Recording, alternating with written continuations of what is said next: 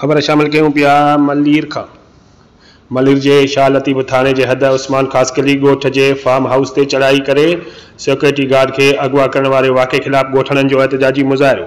उन मौक़े ते मीडिया सां ॻाल्हाईंदे निसार मल्हार, रियाज़ ख़ासकली, मोहम्मद उमर ख़ासकली ऐं ॿियनि इल्ज़ाम हणंदे चयो त गुज़िरियल राति लैंड ग्रेबर अहमद आरइन, गुलाम मुस्तफ़ा उर्फ़ फौजी सोलंकी, गुलाम हैदर उर्फ़ नाग माशी पंहिंजे हथियारबंदनि सां फार्म हाउस ते पहुची हथियारनि जे ज़ोर ते फार्म हाउस जे सिक्योरिटी गार्ड बदरुद्दीन ख़ासकली खे अगवा करे विया आहिनि।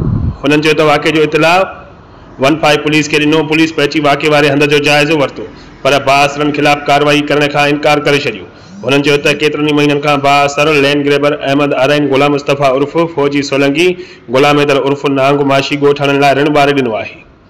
कॾहिं हथियारनि जे ज़ोर ते ॻोठाणनि खे तशद्दुद जो निशानो बणायो वञे थो त कॾहिं पुलिस जे ज़रिए ॻोठ ते चढ़ाई करे ॻोठाणनि खे कूड़नि केसनि में फासण जी कोशिशूं कयूं पयूं वञनि। ॻोठाणनि वज़ीर आला Sindh, IG Sindh, DG rangers, SSP Malir खां मुतालबो कयो त अगवा कयल सिक्योरिटी गार्ड खे बाअसरनि वटां आज़ादु करायो वञे, न त सॼी सिंध में एहतजाजी तहरीक शुरू कई वेंदी। रिपोर्ट कराए मुश्ताक गबोल, बे न्यूज़ मलीर।